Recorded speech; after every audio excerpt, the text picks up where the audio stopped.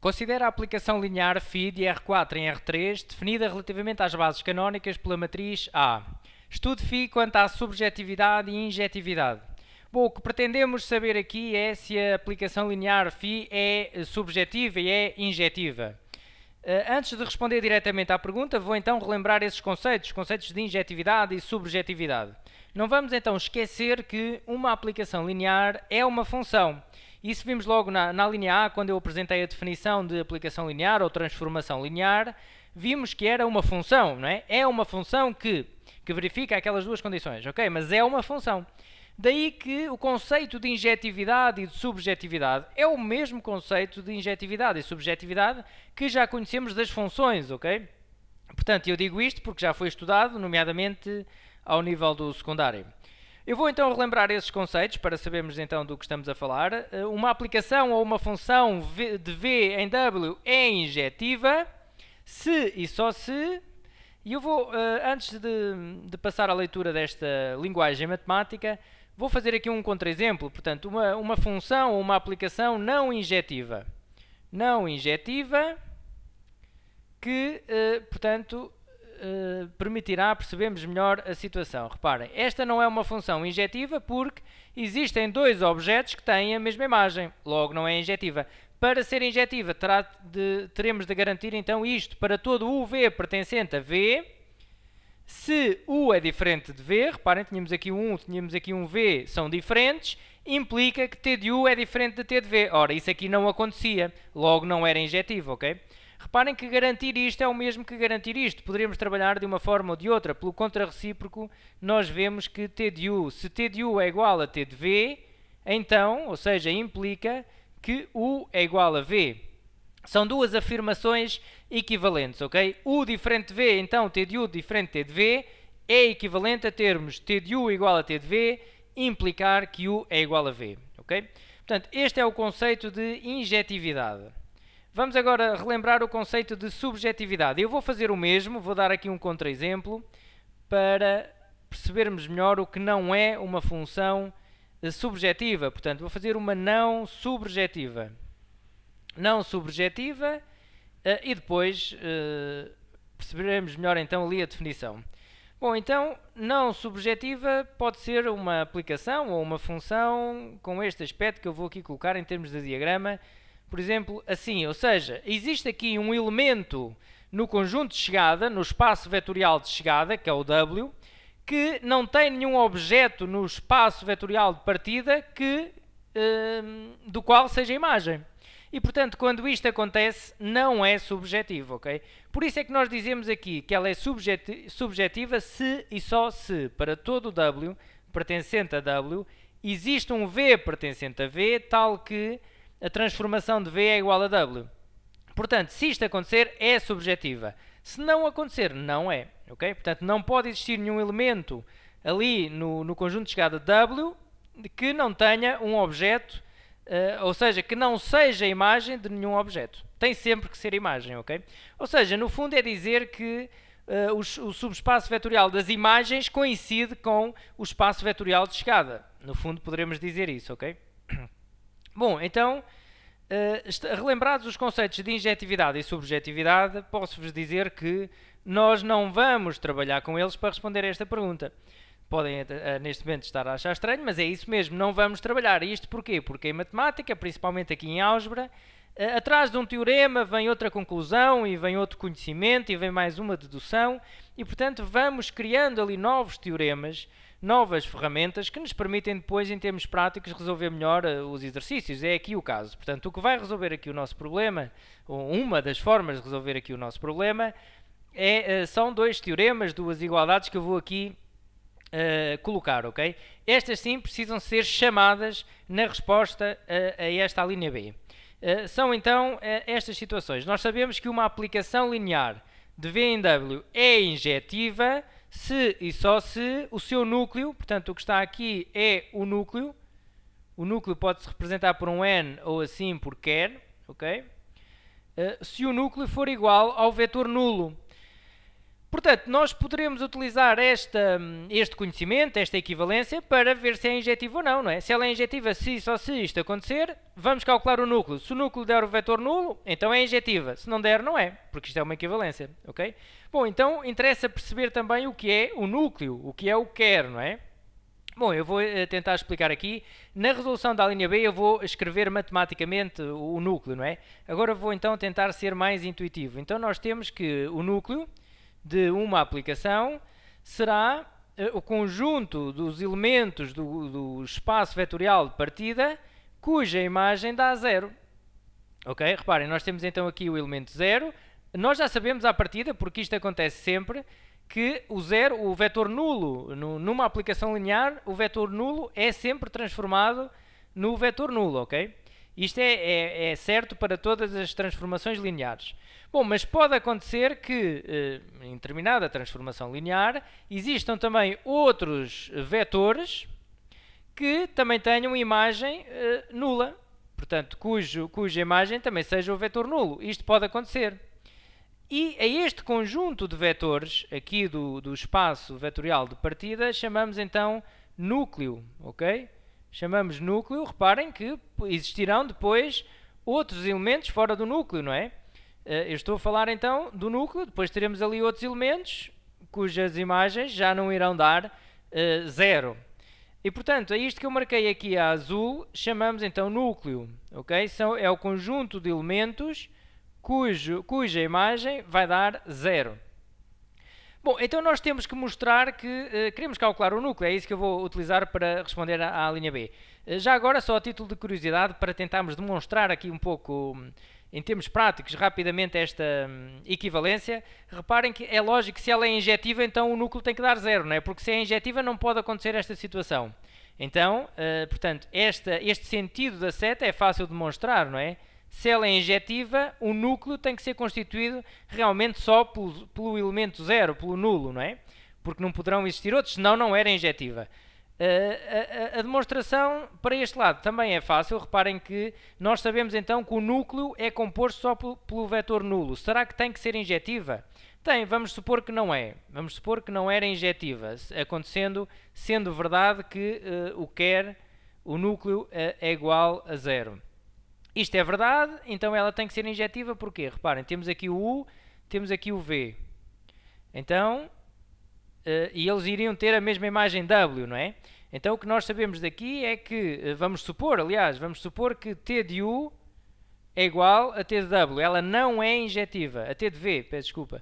T de U é igual a T de V, tem a mesma imagem. Bom, mas daqui eu posso concluir que T de U menos T de V é igual a 0.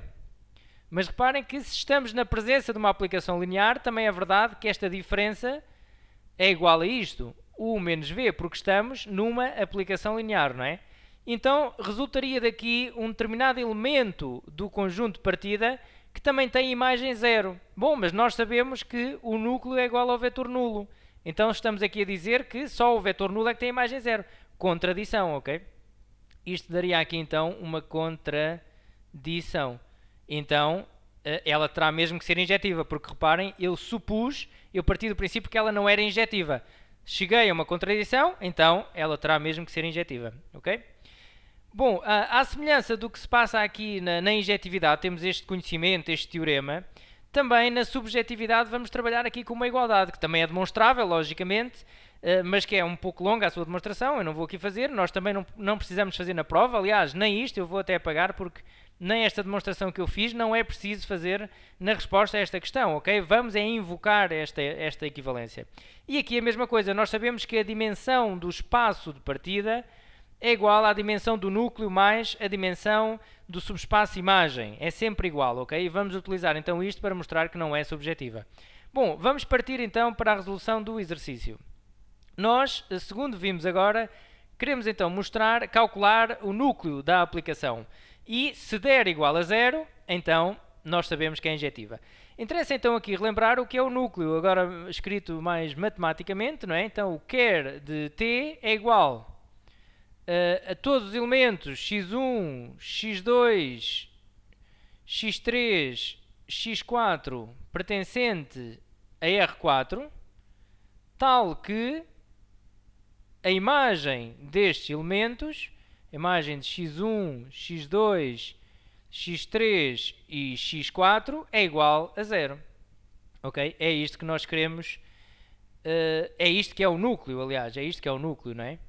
x3 e x4, foi isso que vimos há bocado em esquema, é igual a 0. Ou seja, são todos os elementos de R4, tal que a sua imagem dá igual a 0.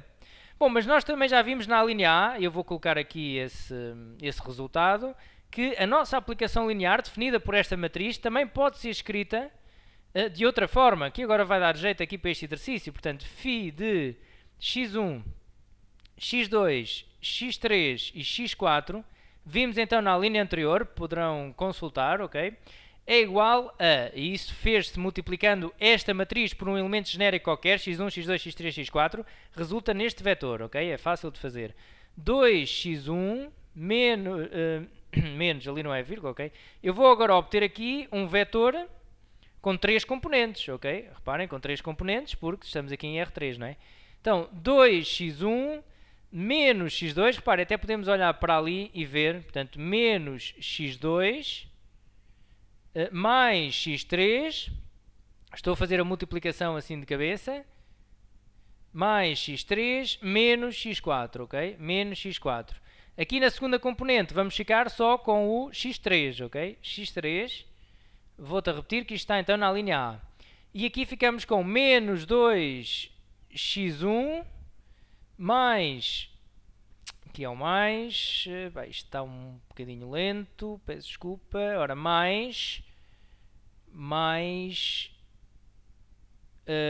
x2 menos x3 mais x4, ok? Foi ali um bocado à risca.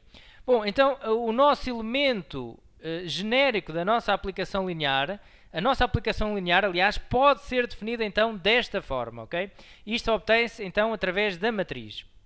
Bom, então o nosso núcleo é o quê? O núcleo será, vou aqui escrever novamente, o quer de t será igual a todos os elementos x1, x2, x3, x4,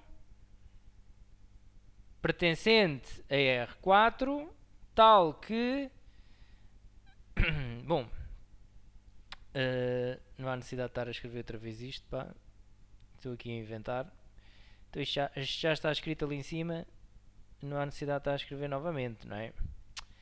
Já é aqui todo lançado para algo que não interessa agora. Eu quero então terminar o meu quer, ok? Então eu vou encontrar os elementos que satisfazem esta condição, ou seja, os elementos que pertencem a R4, tal que a sua imagem é igual a 0. Mas eu sei que a minha imagem é igual a isto, não é? Então poderei tirar esta conclusão. Φ de x1, x2, x3, x4 igual a 0 é equivalente a ter 2x1 menos x2 mais x3 menos x4, x3 menos 2x1 mais x2 menos x3 mais x4 igual a 0. Ok? E reparem que eu ter aqui 0, este 0 é o mesmo que ter isto, ok? Nós estamos em R3. Reparem que este elemento aqui é um elemento de R3. Foi a aplicação transforma elementos de R4 em elementos de R3. É o mesmo que ter 0, 0, 0, ok? Quando falamos em vetor nulo, não precisamos pôr as componentes todas, é o vetor 0 apenas. Então poderemos dizer aqui que 2x1 menos x2 mais x3 menos x4 é igual a 0, que x3 é igual a 0 e ainda que menos 2x1 mais x2 menos x3 mais x4 é igual a 0. Ok? Poderemos dizer então isto e reparem que eu vou substituir então o x3 por 0. Reparem que nós agora temos que simplificar isto ao máximo, procurando escrever alguma letra em função das outras, ok? Fazendo isso o máximo que pudermos. Portanto, menos 2x1. Neste caso estou a substituir então o x3 por 0, porque simplifica logo aqui as equações, não é? E agora reparem, tenho aqui duas equações igual a 0. Eu posso então escrever uma letra em função das outras duas. Posso, não posso? Eu vou então escrever, por exemplo, aqui nesta equação, o x4 em função das outras duas. Fica x4 igual a 2x1 menos x2. Aqui temos x3 igual a 0. E aqui fico com x4. Devo seguir, é sempre, portanto, se nesta equação escrevi x4 em função das outras duas, aqui vou fazer o mesmo, não é? Fica igual a 2x1 menos x2. Bom, reparem que eu obtive aqui algo verdadeiro. Eu tenho x3 igual a 0, ok. E depois obtive numa equação x4 igual a 2x1 menos x2 e x4 igual a 2x1 menos x2. Ok, isto é verdade. Então consigo escrever o meu elemento do núcleo, porque eu igualei, não vamos esquecer que eu igualei um elemento qualquer da minha imagem igual a 0, não é? Igualei a 0. Por isso eu estou a descobrir aqui os elementos que pertencem ao núcleo, que pertencem ao quer, ok? Porque eu obriguei a que a sua imagem fosse igual a 0. Bom, então, que elemento genérico é que eu obtive aqui? O meu quer de t é escrito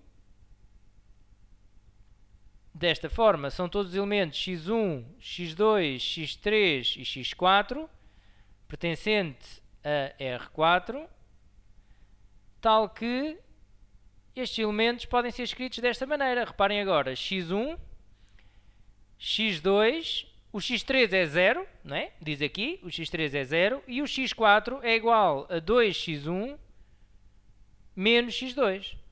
Portanto, escrevi um elemento do núcleo em função de dois elementos apenas, do x1 e do x2.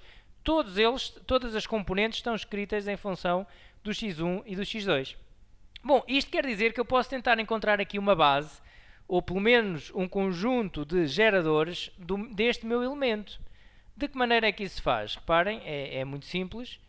Eu escrevo aqui o meu elemento, depois vejo quantas letras é que estão, portanto, ele está definido em função de quantas letras, e escrevo-os aqui assim, x1, abrir parênteses, já vamos ver que vetor é que eu aqui coloco, ok? Mais x2, abrir parênteses, já vamos ver que vetor é que coloco aqui também.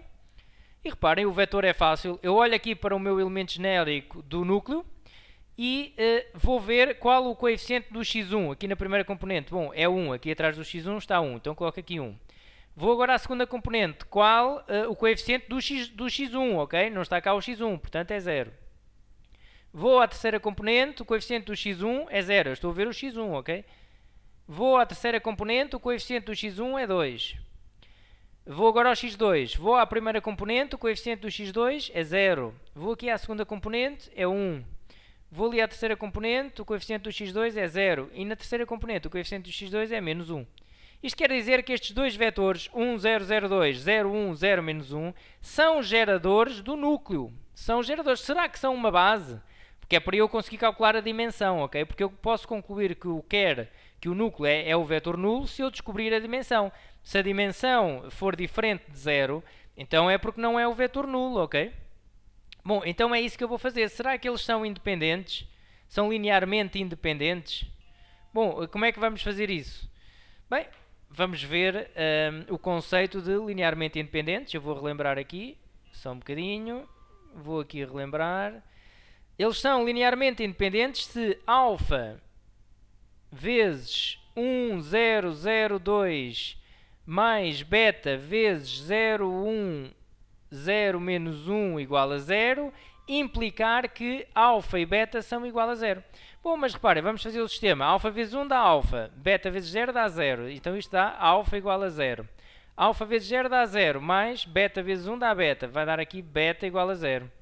Alfa vezes 2, ali dá 0, 0, vai dar 0. Alfa vezes 2 dá 2 alfa. Mais, aliás, menos beta igual a 0. Bom, e o que é que eu tenho aqui então? Alfa igual a 0, beta igual a 0.